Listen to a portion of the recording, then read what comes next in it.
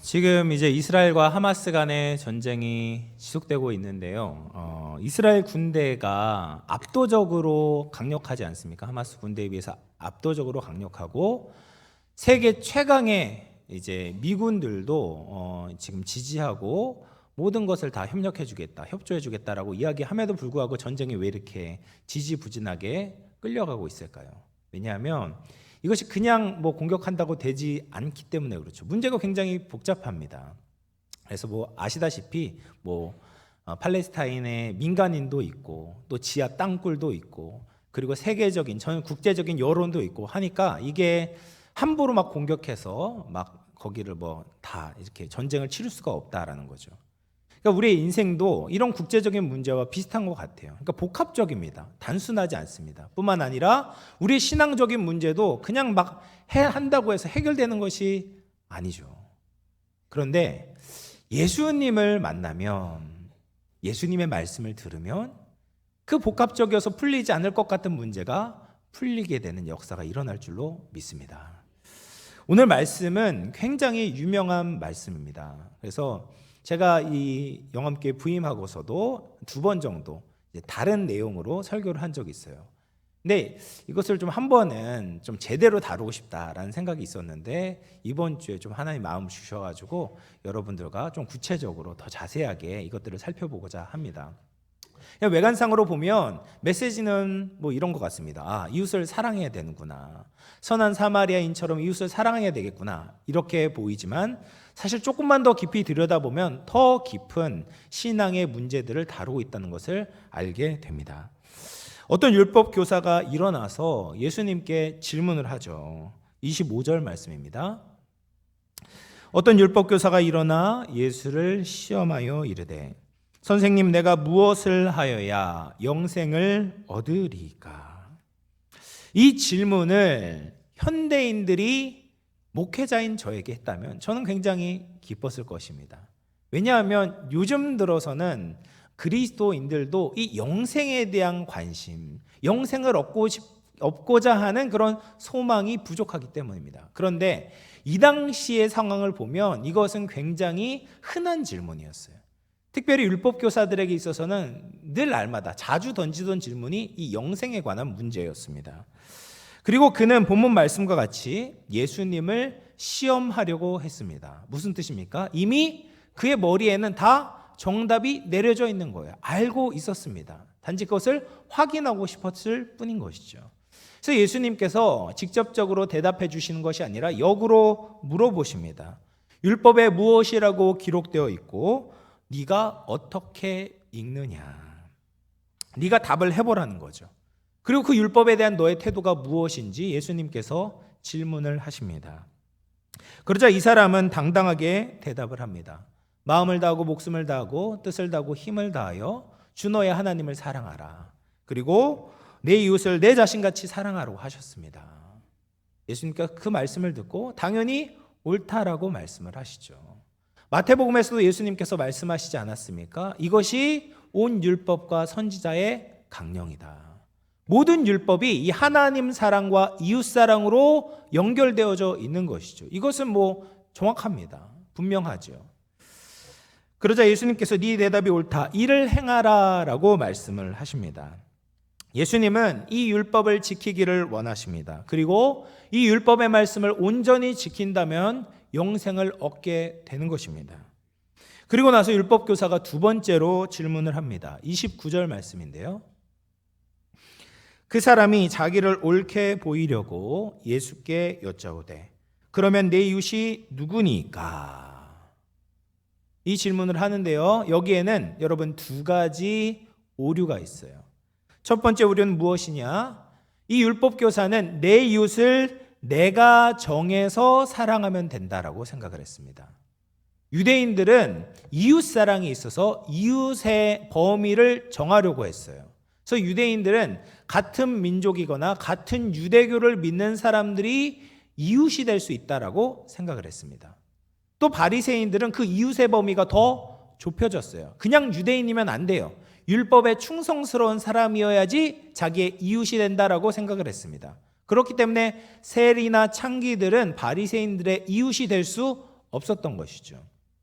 그리고 더 나아가서 세상과 단절했던 쿰랑 공동체라는 그 공동체 안에서는 타락한 이스라엘이나 이방인들은 이웃이 될 수 없다. 자기들처럼 이 세상과 인연을 끊고 정말 거룩한 사람들만 이웃이 될 수 있다라고 믿고 있었던 것이죠. 그래서 이 율법교사도 자기가 사랑할 만한 이웃의 범위를 정해놓고 있었던 겁니다. 그래서 그렇게 물어보았던 거죠. 내 이웃이 누구입니까? 두 번째 오류가 있습니다. 그것은 율법교사는 이미 자기가 그 계명을 잘 지키고 있다라고 생각했어요. 그래서 29절에 자기를 옳게 보이려고 라고 얘기하지 않습니까? 자기는 이미 영생의 길을 알고 있고 그 영생의 길을 따라서 살아왔다. 그렇기 때문에 나는 영생을 받을 만한 자격이 있다라고 자기 자신에 대해서 평가하고 있었다라는 말입니다. 그것을 확인하기 위해서 그냥 예수님께 질문을 던지고 있었던 것입니다. 여러분, 이 율법교사의 질문이 잘못되었어요. 그 내용도 잘못되었고 그 안에 담고 있는 그 사람의 생각도 잘못되었습니다. 그래서 예수님께서는 이 율법교사의 생각과 질문을 교정해 주시고자 약간은 동문서답과 같은 비유를 드시는 겁니다. 그게 바로 선한 사마리아인의 비유이죠. 그 내용이 이렇죠. 어떤 사람이 예루살렘에서 여리고로 내려가다가 강도를 만나게 됩니다. 여기 비유에서 나온 이 어떤 사람의 국적이 무엇인지 분명하게 밝히진 않지만 유대인이라면 누구나 다 유대인이라고 추측을 할 수가 있습니다. 왜냐하면 유대인들이 절기를 지키기 위해서 보통 다른 디아스포라 유대인들이 절기를 지키기 위해 예루살렘을 오게 될 때 빠른 길인 사마리아를 통과하는 길을 이용하지 않는 거예요. 대신에 요단강을 한번 건너요. 그리고 내려오다가 다시 요단강을 건너서 여리고를 지나서 예루살렘으로 오는 이 우회하는 도로를 이용하곤 했습니다. 왜냐하면 이 사마리아 사람들을 싫어했기 때문에, 혐오했기 때문에 이렇게 삥 돌아오는 이 수고스럽지만 이렇게 삥 돌아서 예루살렘에 당도하곤 했던 것이죠. 근데 문제는 무엇이냐? 예루살렘에서 여리고로 가는 그 내려가는 길이 굉장히 험해서 강도들이 자주 출몰하는 것입니다. 그래서 혼자 다니는 여행객들이 표적이 돼서 이 강도를 만나는 일이 흔하게 있었던 것입니다. 그래서 이 비유에서 나온 이 어떤 사람도 강도를 만나서 옷을 다 빼앗기고 가진 것도 빼앗기고 움직일 수 없을 정도로 심하게 상처를 입은 상황이었다라는 것이죠. 근데 그때 한 제사장이 그 길로 내려가다가 여리고로 내려가다가 그를 보게 되는 거예요. 근데 그를 돕는 것이 아니라 피하는 것입니다. 왜 피했을까요? 이 사람이 죽은 것처럼 보이는 겁니다. 그런데 제사장들은 시체를 만지게 되면 부정해져서 이 성전의 제사를 감당할 수가 없는 것입니다. 그렇기 때문에 이 제사장이 피하는데 사실은 이 제사장이 지금 성전으로 예배하러 가는 것이 아니었어요. 예배가 다 끝나고 제사가 끝나고 내려오는 길이었음에도 불구하고 이 사람을 지금 부정해질까 봐 피하고 있는 것이죠. 또 한 사람이 옵니다. 이 레위인이죠. 레위인도 그곳에 이르렀을 때 제사장들과 똑같은 반응을 보이는 거예요. 레위인은 이제 제사장과는 같지 않지만 제사장을 도와서 성전의 잡일을 감당했던 사람들이었죠. 그래서 이 사람들도 이 부정해지는 것을 원치 않아서 이 죽어 있는 것처럼 보이는 이 사람을 피해서 먼 길로 가는 것이죠. 그리고 나서 세 번째 사람이 등장을 하는데 어떤 사마리아인이 여행하는 중에 거기에 이르게 됩니다. 근데 그는 이 힘들어하고 죽어 있는 것처럼 보이는 사람을 보고 불쌍히 여기는 거예요. 그래서 그 상처에 기름과 포도주를 붓고 싸매줍니다. 자기가 가지고 있는 좋은 것들을 그에게 그 상처를 위해서 아끼지 않고 쏟아붓는 것입니다. 뿐만 아니라 자기 짐승에 그 사람을 태워서 이동시키는 거예요. 내가 편하게 갈 수 있는 권리를 포기하는 것입니다. 그리고 주막에 데려가서 상처를 치유해주고 주인에게 데나리온 둘을 건네주는 겁니다.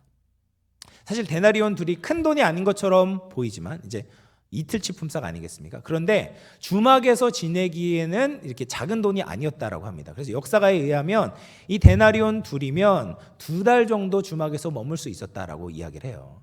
그래서 충분히 상처를 치유할 수 있을 만큼 그 사람이 머물 수 있었던 돈을 주었던 것이죠. 더불어서 뭐라고 이야기합니까? 비용이 더 들면 내가 돌아와서 그 모든 비용을 다 지불하겠다. 헐벗고 매맞고 아무것도 가진 것이 없는 이 사람의 회복을 모두 다 책임지겠다라고 말했던 거죠. 그리고 나서 이 비유를 들려주시고 예수님께서 율법 교사에게 질문을 하십니다. 36절 말씀 보면 내 생각에는 이 세 사람 중에 누가 강도 만난 자의 이웃이 되겠느냐. 예수님의 비유와 질문을 통해서 예수님은 이 율법교사의 생각을 깨뜨리시는 거예요. 예수님의 이웃사랑이라는 것은 내가 이웃을 정해서 그 사람을 사랑하는 것이 아니라 필요가 있는 사람의 이웃이 되어주는 것이 이웃사랑이다라는 것입니다. 그러니까 이 중심이 다른 거예요. 내가 중심이 되어 그 사람의 이웃이 되어주는 것이 아니라 그 사람이 이웃이 필요하다면 그 사람의 이웃이 되어주고 사랑을 베푸는 것이 예수님 기준에서의 이웃사랑이다라는 것입니다. 강도 만난 자의 이웃이 되어주어야 되는 것이죠. 나를 필요로 하는 자에게 도움이 되어주어야 하는 것입니다. 이 기준에 따르면 이 율법교사가 가지고 있었던 또 하나의 오류가 깨어지게 되는 것입니다. 그는 자기를 의롭다고 볼 수가 없는 것입니다. 그는 지금까지 그렇게 이웃사랑을 행한 적이 없었습니다. 무엇보다도 혈통적으로 순수하지 못해서 싫어했던 사마리아인들에 대해서 긍휼의 마음을 가진 적이 없었던 거죠.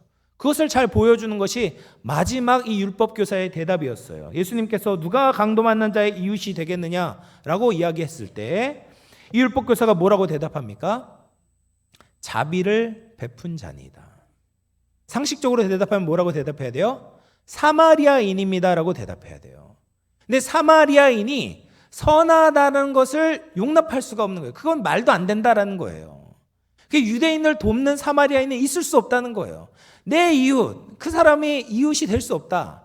그런 마음을 가지고 있었기 때문에 사마리아인이다라고 대답하는 것이 아니라 자비를 베푼 자니다라고 대답을 했던 것이죠. 그래서 예수님의 기준에 따르면 그는 지금 이웃에 대해서 잘못 정의하고 있었고, 그리고 지금까지 예수님의 말씀과 그 율법을 준수하며 살지 못했던 것이죠.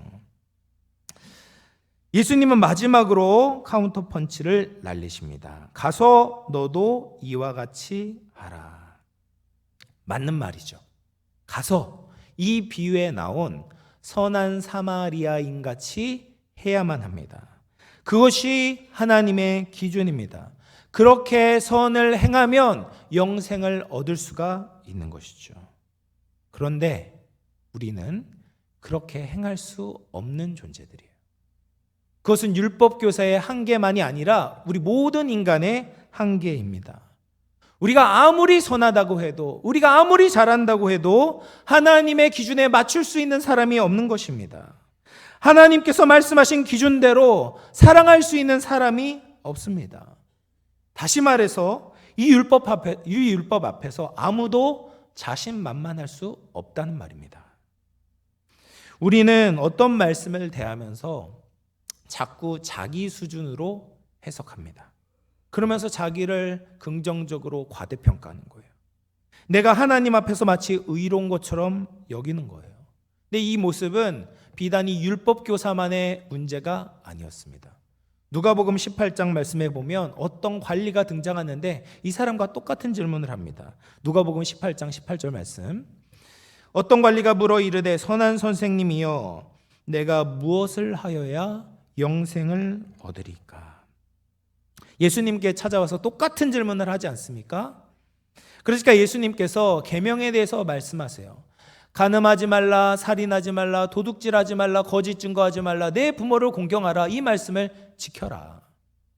그자 이 관리가 뭐라고 대답합니까? 나는 이런 것들을 어려서부터 지켰나이다. 네, 초보적인 수준의 율법은 이 사람이 잘 지키고 있었다라는 거예요. 근데 예수님께서 거기서 멈추지 않고 또 덧붙여서 말씀하십니다. 그러나 한 가지 내가 부족한 것이 있으니 내게 가지고 있는 모든 것을 다 팔아 가난한 자들에게 나눠주고 너는 나를 따르라. 그러자 이 사람이 근심하여 돌아갔다라고 기록합니다. 여러분, 우리가 초보적인 수준의 율법을 마주대하게 되면 자신감이 넘쳐요. 난 그렇게 살 수 있을 것 같아요. 의로워질 수 있고 영생을 얻을 수 있을 것 같습니다. 그러나 그것은 하나님의 수준이 아닌 거예요. 하나님의 수준의 율법을 맞이하게 되면 나 자신을 그때서야 제대로 평가하게 되는 겁니다. 더닝크루거 효과라는 것이 있어요. 특정 분야에서 조금 아는 사람은 자기 능력을 과대평가하는 경향이 있는 반면에 적당히 유능한 사람은 자신의 능력을 과소평가하는 경향이 있다라는 겁니다. 그래서 학위와 관련해서 이런 유머가 있습니다. 학사를 취득한 사람은 자기에 대해서 이렇게 생각하는 거예요. 나는 무엇이든지 다 안다. 근데 학사 위에 이제 석사잖아요. 석사를 취득하면 이렇게 이야기합니다. 내가 모르는 것도 많다. 근데 박사를 취득하면 이렇게 이야기합니다. 난 아무것도 모른다. 근데 교수가 되고 나면 이렇게 생각한다는 거예요. 난 아무것도 모르는데 내가 말하면 다들 믿는다. 여러분, 수준 낮은 사람이 자기 수준으로 율법을 대하면 나는 다 알고 있다. 나는 그렇게 잘 살고 있다라고 평가를 하는 거예요. 근데 박사 수준으로 하나님 수준, 예수님 수준으로 율법 앞에 서게 되면 비로소 깨닫게 되는 겁니다. 아, 나는 아무것도 모르는구나. 나는 그렇게 살고 있지 못하는구나. 나는 정말 부족하구나를 깨닫게 되는 것입니다. 많은 사람들이 내 주위에 있는 사람들과 비교하면서 나는 그래도 괜찮지. 나는 예배도 드리고 나는 성실하게 살고 기부도 하고 봉사도 하니까 난 그래도 이 정도면 괜찮지 라고 착각해요. 그러나 이것은 하나님의 기준을 몰라서 하는 말입니다. 예수님이 아무리 알려주시고 가서 행하라고 해도 우리는 행할 수 있는 능력이 없는 자들입니다. 그렇다면 왜 우리에게 이런 하나님의 말씀을 들려주셨는가? 왜 우리에게 율법을 주셨겠습니까? 율법에는 이제 3가지 기능이 있거든요. 그 중에 한 가지 기능이 뭐냐면 우리의 무능과 비참함을 깨닫게 하시고 예수님께로 인도하는 몽학선생의 역할을 하는 것입니다. 예수님이 오셔서 예전에는 그냥 더하기 빼기 하면서 자기 자신에 대해서 만족하고 난 잘하고 있다고, 난 영생을 얻을 만하다고 생각하는 저급한 사람들에게 이제는 고차원적인 율법, 고난이도의 율법을 보여주시는 거예요. 왜요? 아, 이것은 내 수준으로 감당할 수가 없구나. 내 수준으로 풀 수 없구나를 깨닫게 하시는 거예요. 거기서 멈추는 것이 아니라 제3의 길을 찾게 하시는 겁니다. 그것이 무엇입니까? 바로 우리 주 예수 그리스도를 믿는 길입니다. 내 행위로 내가 어떻게 해서든지 영생은 얻을 수 없는 거예요. 그러나 예수님을 믿으면 우리는 영생을 얻을 수 있는 것입니다. 예수님의 비유 안에 등장한 선한 사마리아인같이 똑같이 살면 우리는 의로워질 수 있어요. 그런데 우리는 모두 그렇게 살 수 없습니다. 그런데 그렇게 사셨던 분이 계세요. 바로 예수님이십니다. 예수님은 자기 이웃을 스스로 정하지 않았어요. 예수님 수준으로 이웃을 정하고 사랑을 하려고 하셨다면 우리 중에 누구도 예수님의 사랑을 받을 만한 자격이 있는 사람들이 없습니다. 근데 예수님은 자기를 필요로 하는 자들에게 찾아오셨습니다. 그리고 우리를 보며 민망히 여기셨어요. 예수님이 사랑 자체이시기 때문에 가난하고 무력하고 죽어있던 우리를 불쌍히 여기셨습니다. 그리고 우리를 살리기 위해서 모든 것을 행하셨어요. 낮고 천한 이 땅에 오셔서 인간의 몸을 입고 사셨고 십자가에 달려 돌아가시고 부활하셨습니다. 그리고 우리가 새 생명을 얻기 위해서 모든 것을 준비하시고 공급하셨던 것이죠. 예수님의 이 사랑 때문에 우리는 영생을 얻게 되었습니다. 다른 길은 없습니다. 나의 행위가 아닌 오직 예수님의 은혜로, 오직 십자가의 사랑으로 우리는 영생을 얻고 의롭다함을 받게 되는 것입니다. 우리는 제사장도 외면하고 레위인도 피했던 자들이죠. 이 제사장과 레위인들이 의미하는 바가 무엇이겠습니까? 제사, 율법, 이런 것이 우리를 살릴 수 없다라는 거예요. 제사와 율법으로는 우리는 죽은 채로 그냥 두어져야 됐습니다. 나는 죄의 정죄함을 받아야 됐던 거죠. 비참한 상태에 놓여 있었습니다. 부정을 정결로 바꿀 수 없었어요. 그런데 예수님을 만나면 달라지는 거예요. 예수님 안에 있으면 우리는 다른 존재가 되는 것입니다. 고린도전서 말씀을 인용한 약한 나로 강하게 라는 찬양이 있어요. 약한 나로 강하게, 가난한 날 부하게, 눈먼 날 볼 수 있게 주 내게 행하셨네. 내가 건너가야 할 강 거기서 내 죄 씻겼네. 이제 주의 사랑이 나를 향해 흐르네. 깊은 강에서 주가 나를 일으키셨도다. 구원의 노래 부르리. 예수 자유 주셨네. 호산나 호산나 죽임당한 어린 양. 호산나 호산나 예수 다시 사셨네. 사랑하는 성도 여러분, 예수님께서 택하신 우리가 원래 어떤 자들입니까? 약한 자들이죠. 가난한 자들입니다. 눈먼 자들이었어요. 그 강을 건널 수 없는 자들, 그 강에 침체되고 죽을 수밖에 없는 우리들을 예수님께서 택하셨어요. 근데 거기서 멈춘 것이 아니라 우리 약한 우리를 강하게 만드시는 거죠. 가난한 우리를 부유하게 만드셨습니다. 눈멀었던 우리를 눈뜨게 하셨던 것이죠. 깊은 강에서 죽을 수밖에 없던 우리를 구원해내시고 생명을 주셨던 것입니다. 그것이 예수님의 역사이고 복음의 능력이고 예수 그리스도의 사랑의 힘인 줄로 믿으시기를 바랍니다. 팀 켈러 목사님은 복음을 바로 깨달을 때 우리에게 두 가지 감정이 생긴다라고 말합니다. 첫 번째 감정은 내가 감히 생각했던 것보다 나는 훨씬 더 죄인이고 허물 많은 죄인입니다 라는 것을 고백하게 된다는 거예요. 근데 두 번째가 있습니다. 둘째는 내가 감히 바랬던 것보다 더 많은 사랑을 받고 용납되었습니다 라고 느낀다는 겁니다. 죄인임을 깨닫는 동시에 우리는 사랑받는 존재다라는 것을 알게 되는 것입니다. 우리는 스스로 절대로 하나님의 기준에 맞출 수가 없어요. 좌절할 수밖에 없습니다. 그런데 그것이 끝이 아니라 새롭고 상기이신 예수 그리스도를 만나게 되는 거죠. 그럴 때 우리는 영생을 얻게 되고 새로운 소망과 기쁨을 회복하게 되는 것입니다. 사랑하는 성도 여러분, 예수님만이 우리 인생의 구원자 되십니다. 내가 아무리 노력해도 우리는 할 수 없습니다. 저급한 수준의 율법으로 내 인생을 만족하지 마시고 최고 난이도의 율법 앞에서 우리는 좌절해야 돼요. 그리고 나는 죽고 주님으로 살아야 합니다.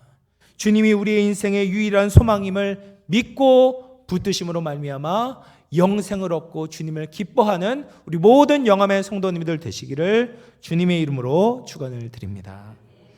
네, 그렇게 영생을 얻으면 끝이 아니에요. 그럴 때 비로소 우리가 율법이 제시하는 거룩한 삶을 살아갈 수 있는 준비가 되는 것입니다. 예수님의 이 은혜로 죽었다가 다시 살아났음을 실제적으로 알게 될 때 우리는 예수님의 사랑을 전할 준비가 되는 것입니다. 예수님이 우리에게 행하셨던 것처럼 우리도 그렇게 사랑을 하고 싶다는 소원이 생기게 되는 겁니다. 내 중심에서 예수님 중심으로 타인을 배려하고 사랑하기를 원하는 마음이 우리에게 생기는 겁니다. 이것이 율법의 또 한 가지의 기능인 성화를 위한 외적 증거가 되는 것이죠. 여러분, 율법 교사가 이해한 율법과 예수님이 말씀하시는 율법 사이에 이 차이를 느끼셔야 돼요. 이거는 하늘과 땅 차이입니다. 하늘과 땅 차이예요. 똑같이 이웃사랑을 하라고 하지만 율법 교사가 예수님의 은혜를 알지 못한 채 받아들이는 그 율법과 예수님의 은혜를 경험해서 다시 살아난 우리에게 주어진 율법은 하늘과 땅 차이가 나는 것입니다. 율법은 변함없는 하나님의 뜻입니다. 근데 그것을 내가 행해서 의로워질 수 없는 것이죠. 율법을 거쳐서 율법을 통과해서 우리는 예수 그리스도의 은혜를 받아야 되는 겁니다. 그리고 예수님 안에서 영원한 생명을 얻은 우리는 다시 율법을 받게 되는 거예요. 하나님의 성령으로 우리가 새롭게 되어 하나님의 말씀을 행하는 자가 되는 것입니다. 예수님의 사랑을 받아서 다시 그 사랑을 전하는 자가 되는 것입니다. 한국의 이제 초대 선교사님 중에 하디 선교사님이 계십니다. 이분은 의사셨는데 대단히 성실하고 의지가 강해서 한국 사람들에게 정말 열정적으로 복음을 전하고 성경을 가르치셨어요. 근데 10년이 넘게 이 한국에서 선교 사역을 감당하셨는데 좌절이 오는 겁니다. 교인 집에 불시에 방문을 해보니까 술상을 놓고 교인 모임을 하고 있고, 또 교인이라고 해서 다른 사람들에게 사기를 치고 횡령을 하는 그런 사건들이 발생을 하는 겁니다. 왜 내가 이렇게 열심히 복음을 전했는데 저들은 왜 회개하지 않는가? 이 한국 사람의 민족성에 대해서 회의감이 드는 거예요. 자꾸 불평과 불만이 나오게 되는 겁니다. 그런데 1903년에 원산에서 열린 선교사 수련회 말씀 준비를 하다가 이분이 성령의 역사를 경험하게 되는 겁니다. 그리고 성령께서 이 하디 선교사님에게 한국 사람들이 왜 진정으로 회개 열매를 맺을 수 없는지를 보여주시는 겁니다. 이 하디 선교사님이 가지고 있는 이 사역에 대한 동기도 옳고 열심히 성경을 가르치는 것도 좋은데 그것을 자신의 힘으로 이룰 수 있을 것이라고 생각하는 것이 문제다라는 것을 깨닫게 해주신 거예요. 성령을 체험한 하디 선교사님은 그의 마음 깊은 곳에서 자신의 학력과 의사라는 직업과 영국 시민이라는 교만이 있다는 것을 깨닫게 되었습니다. 그 성령께서 그것을 고백하게 하시는 거예요. 그래서 선교사 수양회 때 말씀을 전하는 동안 내내 울면서 동료 선교사들 앞에서 회개하는 겁니다. 이 열매가 없는 이유는, 그 원인은 내 교만과 강팍함과 믿음이 없어서입니다. 바로 나 때문입니다. 그래서 이 한국 땅에 열매가 없었습니다라고 통회하고 자백하고 회개하는 것입니다. 그 고백을 듣고 동료 선교사님들이 같이 회개로 이어지게 되는 거예요. 하디 선교사님은 거기서 멈추지 않고 한국 교인들 앞에서도 회개를 하셨습니다. 그리고 거기서 끝나는 것이 아니죠. 한국 교인들도 크게 통회, 자복, 회개하게 되는 거예요. 그것이 원산 대부흥운동의 시작이었습니다. 이 하디 선교사님의 친구였던 제임스 게일 선교사님은 그렇게 이야기를 했어요. 은혜를 받기 전에 하디와 은혜를 받은 후에 하디는 180도 달라졌다. 예전에 성령을 받기 전에는 환자들이 기피하는 엄격하고 쌀쌀맞고 교만하게까지 보이는 그런 선교사였다면, 은혜를 받고 나서는 환자들이 다가가서 친밀하게 다가갈 수 있고 손으로 만지기만 해도 병이 나을 것 같은 그런 은혜가 넘치는 하디 선교사님이 되었다라는 거예요.